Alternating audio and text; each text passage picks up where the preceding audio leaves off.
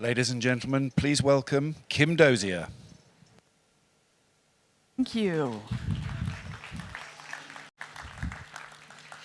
And I would like to welcome to the stage, in his first appearance since being freed from Russian prison, Vladimir Kara-Murza.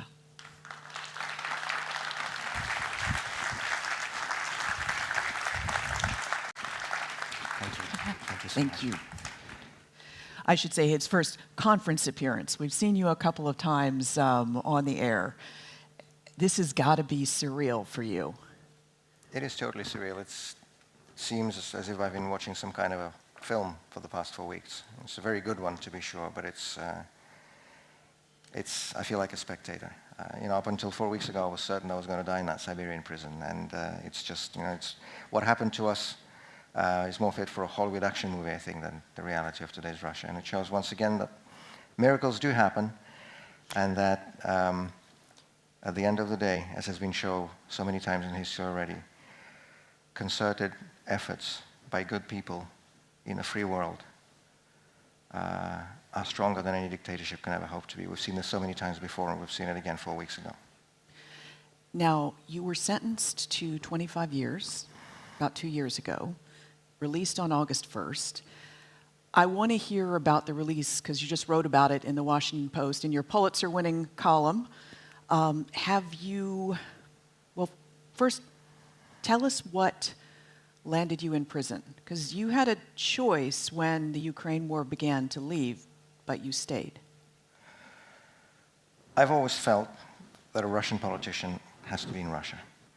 I've been in this for 25 years.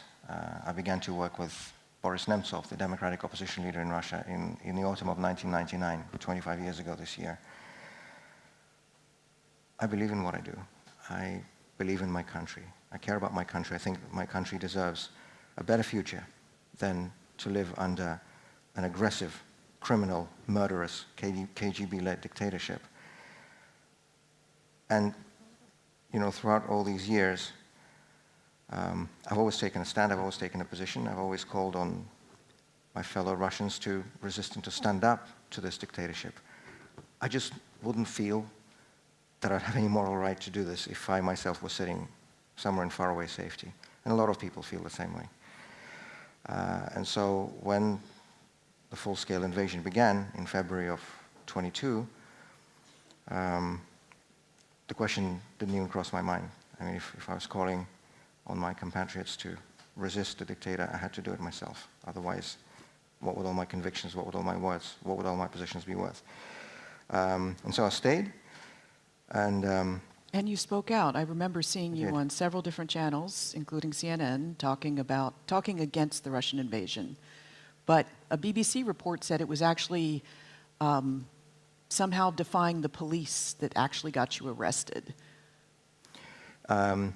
Initially, in the first days of the full-scale invasion, there was still some Russian independent media left. TV Rain, Radio Echo of Moscow, where I had a weekly program.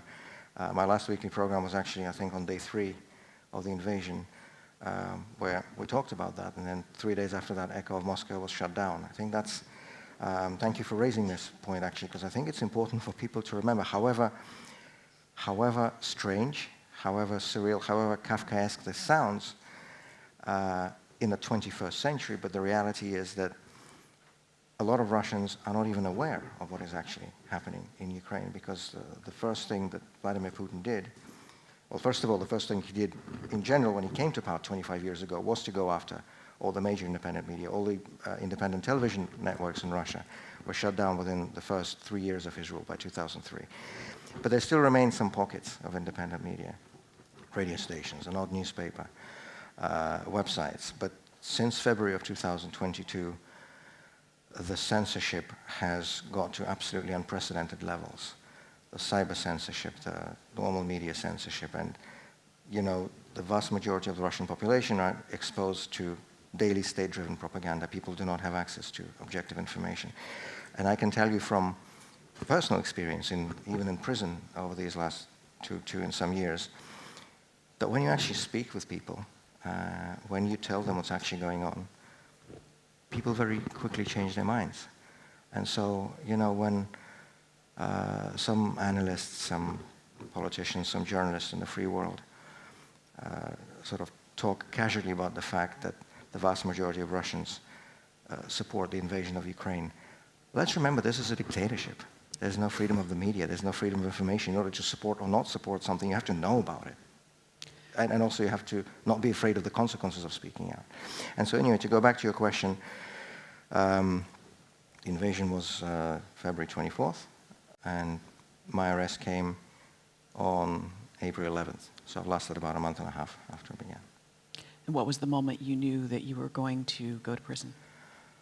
Oh, I was coming back from a meeting with a friend, famous artist who's passed away since.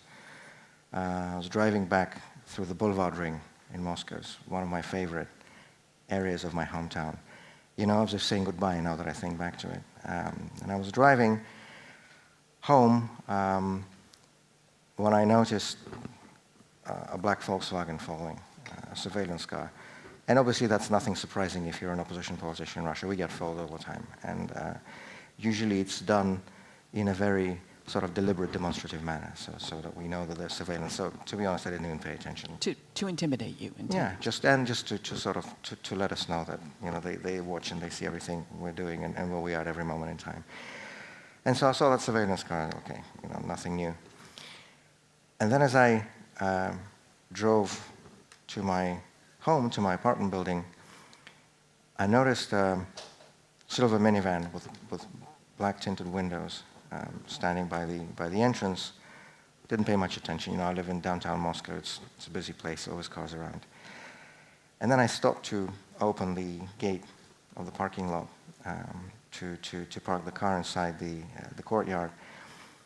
And as the gate opened and I began to drive there, I saw in the rearview mirror the doors of that minivan open, and about 6 or 7 black uniformed, balaclava covered police officers ran out and began to run after the car. And that's the moment I knew what was happening. And I had time to park and text my lawyer that I've been arrested. And then he you know, slammed open the door and got me out. That was the moment.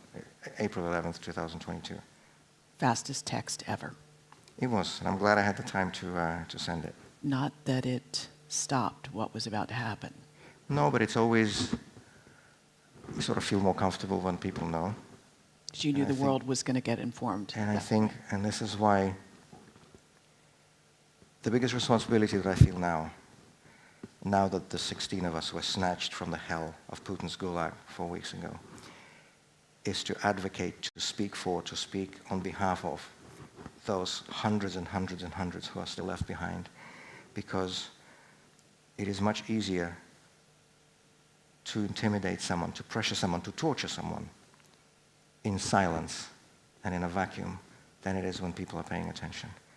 And so it is important that the world sees and that the world hears and that the world notices all those hundreds and hundreds and hundreds, more than 1,000 political prisoners in today's Russia, a number much higher than in the late Soviet times. And the fastest growing segment on that list are those Russians who have publicly spoken out against the aggression on Ukraine. And that sends a message to everybody else. Now, while you were incarcerated, I heard from people like Bill Browder, Juliana Glover.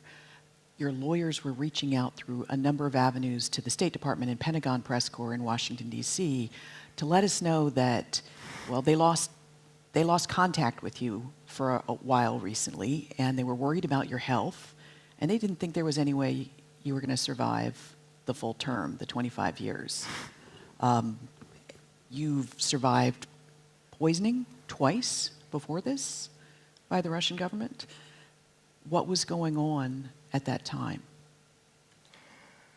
That was over my work on the Magnitsky Act, which was a law that we first got passed in the United States 12 years ago in 2012, and that it's since been passed, similar pieces of legislation have since been passed in all major Western jurisdictions, including the European Union, the United Kingdom, Canada, Australia, and others.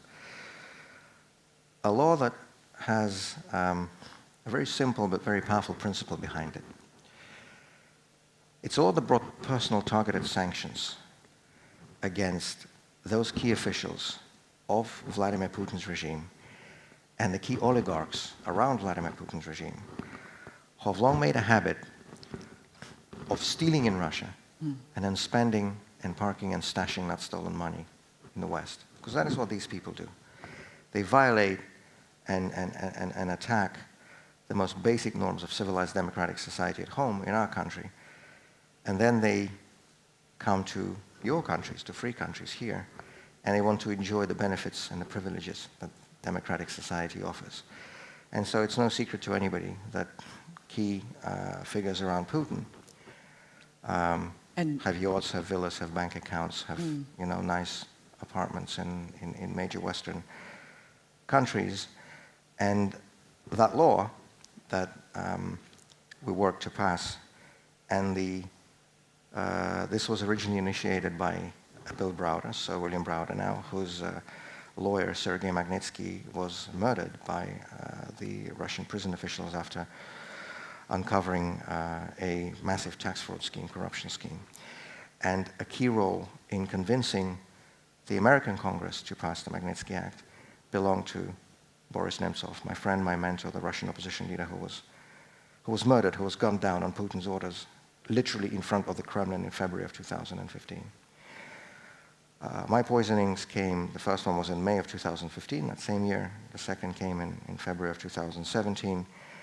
And they left you with long-lasting health issues. They did, but I'm very fortunate to be sitting here because both times doctors told my wife that I had about a 5% chance to survive. So, but it sent a very clear message that this is what the Kremlin is most afraid of: losing their coveted access to the West, to the free world, losing their coveted access to the very democratic society they profess to hate, and they profess to smear, and they deny our own people at home, but they themselves want to enjoy the benefits and the privileges of it. And by the way, when I was on trial, sort of the official charges against me were, so my 25 years were handed to me for 5 public speeches. That was in my indictment. As the head of the police convoy in the Moscow City Court said the day I received my sentence, he said, when they were taking me down in handcuffs from the courtroom downstairs into the convoy area, he turned to me and said, "So did you just get 25 years for 5 public speeches?" I said, "Yeah." He said, "Must have been good speeches." I said, "Well, I hope so." And 2 of them were against the war in Ukraine. 2 of them were on political repression and political prisoners and political murders in Russia. And 1 was about the illegality and unconstitutionality of Putin violating the constitutional term limits to stay on as president now for 25 years, not as president, as dictator, for 25 years, for a quarter century. So they sort of, by presenting the indictment this way, they sort of showed what are the most sensitive points to them, right? The war, repression, and the fact that Putin is a usurper. He is not a legitimate president. He's not a legitimate head of state. He's a dictator. He is a usurper, apart from being a war criminal. But the unspoken charge, the unspoken indictment during my trial was my work on the Magnitsky Act. And they made it as clear as they could possibly have done, because the judge who handed me my 25-year sentence was the very same judge, Sergei Podoprigorov, who had jailed Sergei Magnitsky in 2008, and who was one of the first 13 people that we got sanctioned in the US under the Magnitsky Act, and he was the one putting me on trial and giving my 25-year sentence. These people do everything in a very in-your-face manner. They make it known why they do this. And to me, this was, again, a very clear confirmation that this is what they're most afraid of, these people around Putin, losing this access to the coveted Western jurisdictions, financial systems, to Western countries. Shopping and schools for their family and kids. Shopping, schools, holidays, yachts, villas, you name it, bank accounts. Stealing in Russia, spending in the West. And by the way, as astonishing as it sounds, even today, more than 2.5 years after the largest military conflict in Europe since the Second World War that Vladimir Putin started in Ukraine, even today, we still see from time to time information in the media about key officials, not only from the Putin regime in general, but actually from the military-industrial machine that enables the war in Ukraine. For example, the son of Mr. Artikov, who is the number 2 official at Rostech, which is the main sort of military-industrial corporation that supplies more than 80% of armaments to the Russian forces, including now during the war in Ukraine. This guy's son, was recently seen taking his girlfriend to Milan today, as astonishing as it sounds. So there's still a lot of work to be done to close those loopholes. And if you said that back in Russia right now, you'd get another 25 years, which your fellow freedom fighter Alexei Navalny called revenge. Well, I remember when I got that sentence, and actually my lawyers told me, I was sort of surprised because, Putin's regime, obviously, needless to say, this has nothing to do with the rule of law, but it is what some people refer to as a legalistic dictatorship. They try to sort of keep the commas and the dots in the right place, right? They try to sort of pretend to have some legality to what they do, even though everybody can see through it, but they sort of want to keep the appearance. And my lawyers had told me that I couldn't get more than 24 years by Russian law because I have 3 young children, and that's what is it called, extenuating circumstance, or whatever the legal term for that is. So 24 was the maximum I could get, but I got 25 from the judge who jailed Sergei Magnitsky.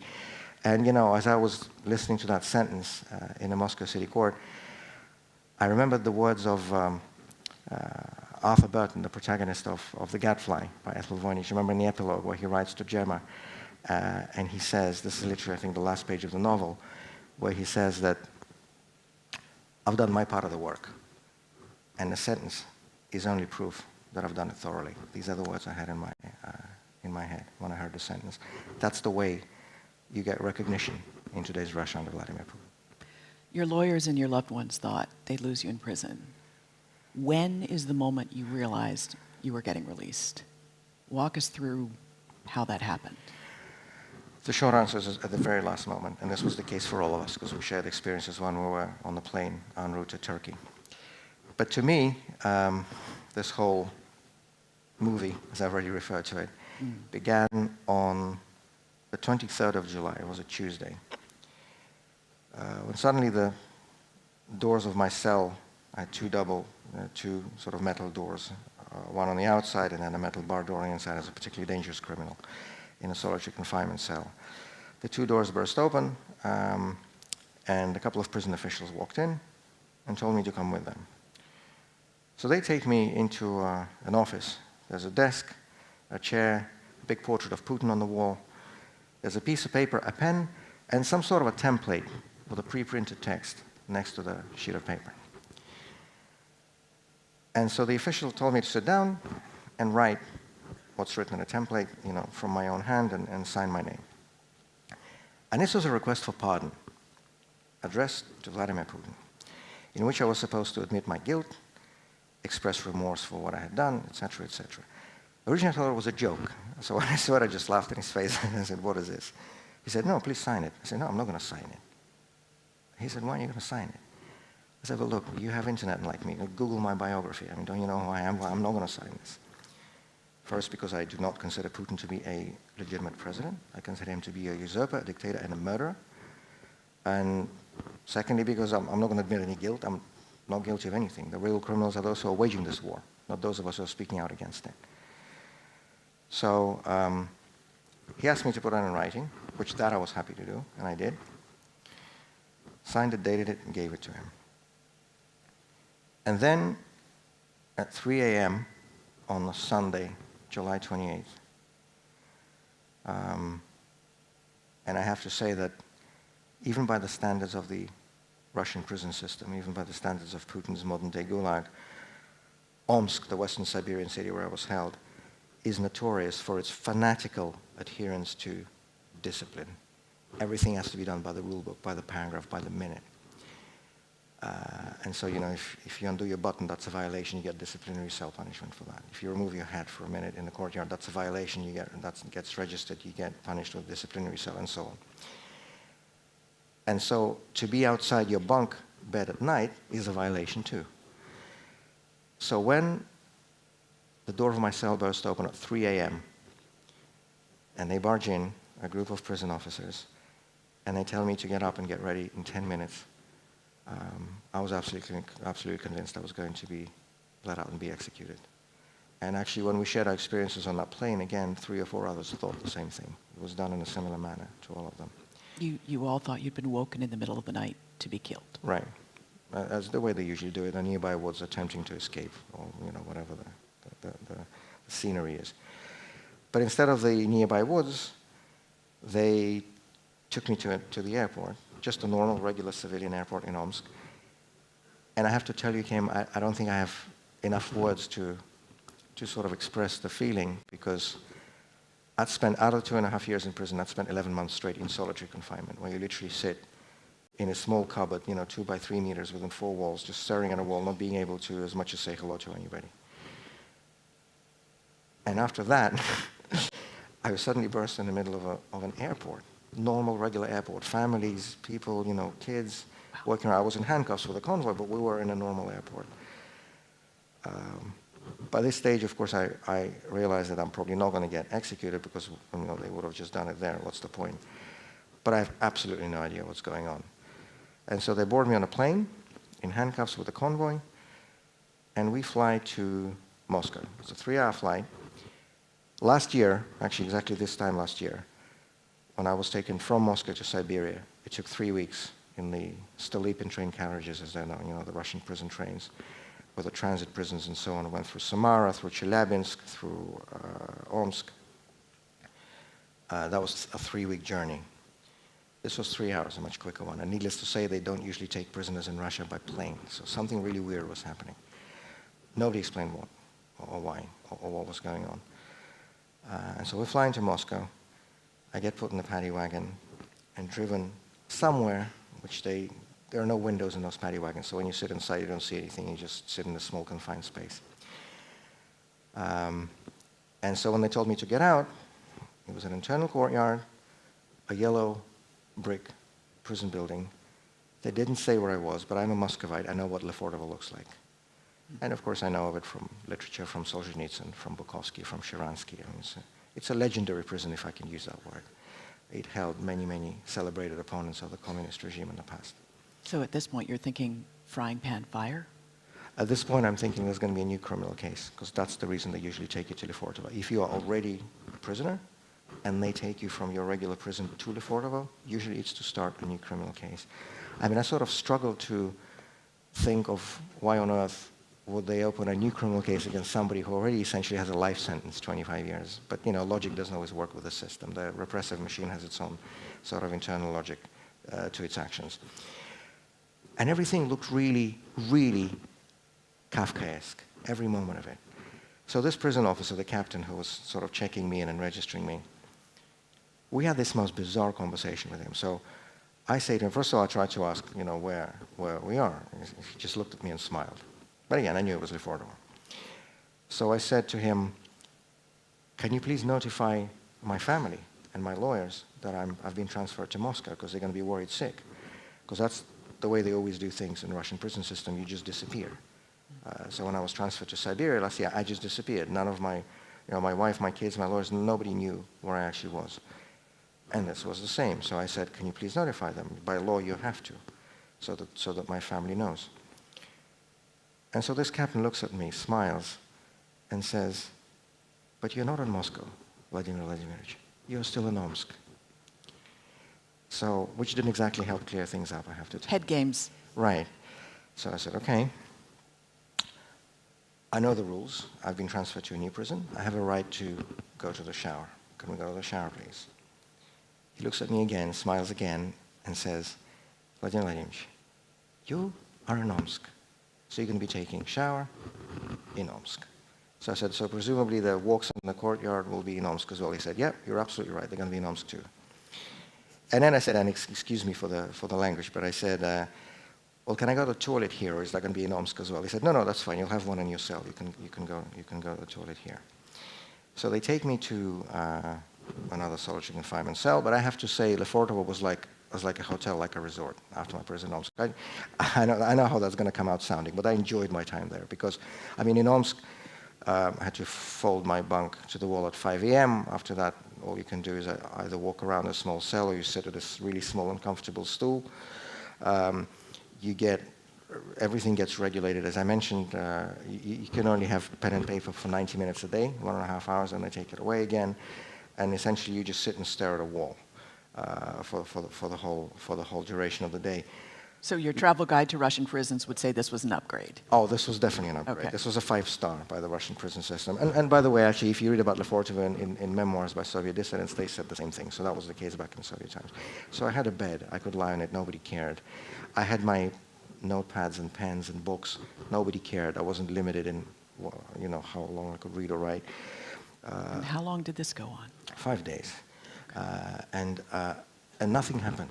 So I thought this was a new criminal case, but if it's a new criminal case, you're supposed to get interrogated. There's supposed to be, some people coming in to talk to you. Nothing was happening. I was just sitting there in that cell on my own in a complete vacuum. And then on the morning of August 1st, and this is the answer to your question, Kim, when I knew, and this is the case with all the others too. On the morning of August 1st, the deputy director of Lefortova, Lieutenant Colonel, walked in with the same captain who was registering me in. They brought all my bags, and they said, take off your prison uniform, put on whatever civilian clothes you have. And I said, well, all I have from my civilian clothes, I have basically, a T-shirt in which I slept, black underpants, because it obviously gets really cold in Siberia, -40 in the winter, so when you go around into sort of the small courtyard to walk, you have to put something underneath your clothes so not to get completely freezing, so I had those. And the only shoes I had were the rubber flip-flops. I would go to the shower. A T-shirt, long johns, and rubber flip-flops. Exactly. Okay. So that's all I had. And this lieutenant colonel said, why don't you have any normal civilian clothes? And I said, look, man, I'm serving a 25-year sentence in solitary confinement in a strict regime prison in Siberia. What would I need civilian clothes for? He had nothing to respond to that. He said, okay, put that on. So I put on the long johns, the T-shirt, and the flip-flops. I was told to take my bags, and I was escorted downstairs. And there was, again, and I keep coming back to the movie. It was a movie. There was a row of men in black balaclava-covered faces standing. It's a pretty intimidating sight.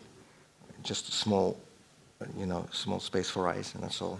The whole face covered with a black balaclava in civilian clothes. This was an FSB special unit. And they told me to go outside into the internal prison courtyard. And there was a bus parked in there. And they told me to get up it. And I get into the bus, and it's totally dark. There's no light on. The windows are tinted black. And in every row of that bus were more balaclava-covered, black balaclava-covered FSB special unit operatives. And next to each of them, I saw a friend, a colleague, a fellow political prisoner. The first person I saw was Oleg Orlov from Memorial, a prominent human rights activist. The second person I saw was my friend and colleague, Andrei Pivovarov, the former director of Open Russia, who actually I believe was at this conference. He might be in this room even. And the third person I saw was Ilya Yashin, the opposition politician, former Moscow legislator. We'd all been serving time in different regions of Russia in different places.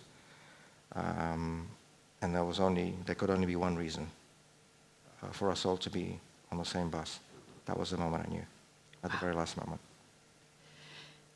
Now, I want to read something to you that your wife said just after you were incarcerated. This is something she told the BBC. She said, I love and hate this man for his incredible integrity. He wanted to show that you shouldn't be afraid in the face of that evil, and I deeply respect and admire him for that. And I could kill him. Has your wife forgiven you yet? She told me she wants to feed me properly first. Because when she saw me in Frankfurt, because I lost 25 kilos in prison. Wow. And so when she saw me in Germany, because we were all taken first to Turkey and then to Germany for the exchange. Not all, so the Americans were taken to the US, but the Russians and the Germans, we were taken to Germany. And when my wife and kids flew in to get me from there, she told me later that they all looked at me and said, no, we have to feed Daddy up first a little bit. I mean, it's not fair to beat him up now. So I'm trying to take this process as slow as I can, because, you know. Did getting to call you from President Biden's Oval Office in the White House soften this at all? You know, that was just, I mean, everything about this is totally surreal.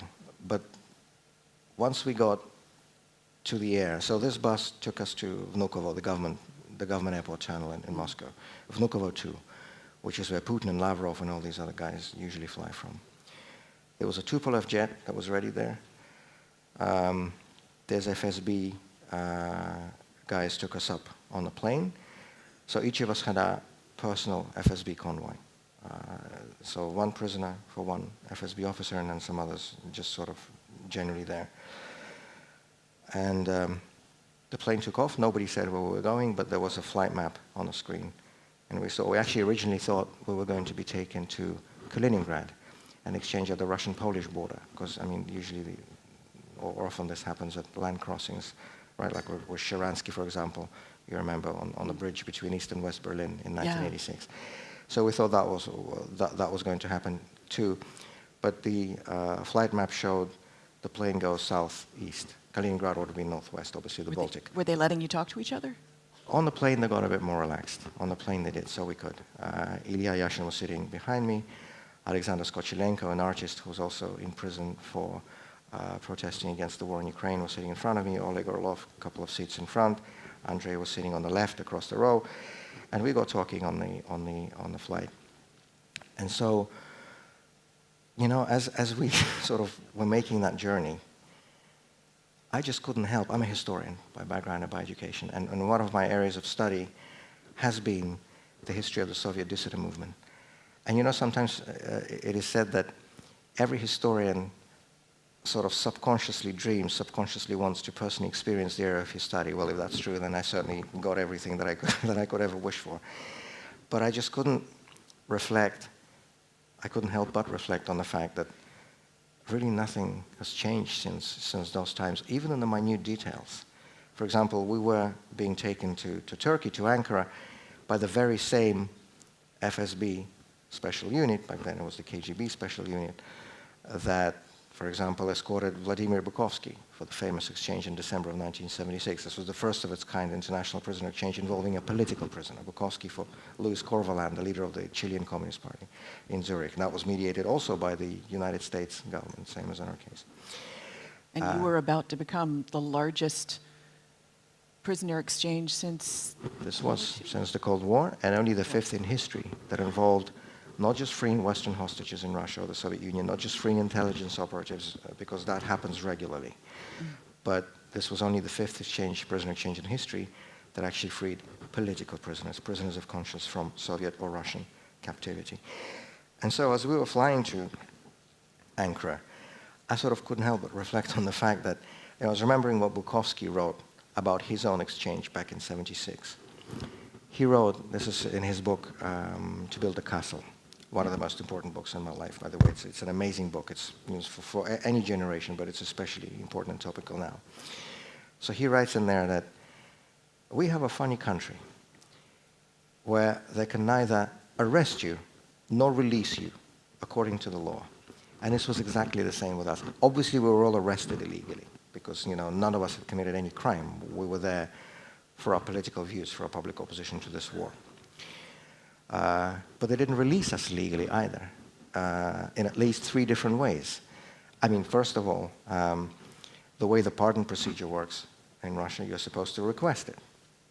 And you know, I, for example, refused to, so did Ilya Yashin, so did Oleg Orlov. So we were pardoned forcibly, as it were, involuntarily. He really needed his hitman, right, from Germany, Putin did. Secondly, Article 61 of the Russian Constitution very clearly and explicitly states that a Russian citizen cannot be forcibly removed from Russian territory. I mean, it's just common sense. A citizen of a country cannot be removed from his or her own country. Nobody at any point had asked for our consent. They just herded us onto a plane like cattle and flew us out to Ankara. And finally, you know, as in any country, you're supposed to have a passport to cross the border. But we weren't given any. Mine had expired while I was in prison. For the first time in my life, I do not have a current Russian passport. So we all crossed the border illegally, even in this sense. And so to your question about Ankara, when the exchange actually happened, so we were put onto one set of buses, and then the bus with the prisoners Putin was getting in exchange, you know, the hackers, the spies, the murderers. including the hitman, the assassin from Germany. We saw them walk up the plane, the same plane that brought us, and then our bus was taken into some sort of a government terminal in Ankara, some sort of reception area. There were tables laid out, some sandwiches, tea, coffee. Everything felt and looked completely surreal. I mean, this is just, frankly, this is too quick and too much for the human mind to process, especially after you spend months and months in solitary confinement, where you really, I mean, you just sort of, well, your concentration completely goes down, everything starts, you know, you see everything as if through some sort of a fog, right? And suddenly this. And just when it seemed things couldn't get any more surreal, a lady diplomat from the American embassy in Ankara walked up to me carrying a cell phone. And she came up and she said, "Are you Mr. Kara-Murza?" I said, "Yes." She said, "The President of the United States is waiting to speak to you." And you know, by then I just had given up trying to understand what was happening. So I just took the phone, and of course, you know, I hadn't used the word of spoken English in 2.5 years. So Wow. I had to sort of scramble and remember it. I mean, I hadn't used much of Russian either in Well, that is amazing. Now, I have pushed the time, but I'm going to have to wrap it up for the next panel and invite everyone in the audience to thank you. And I think you have a lot of friends out there Thank who you so want to much. talk to you when you step off Thank you. stage. Welcome back. Enjoyed the conversation. Thank you so much. Thank you. Thank you. I'll just go back there, right? That way. And the next session starts immediately. If everyone could keep their seats. We just have a couple of videos for you to watch, and we got to get some more.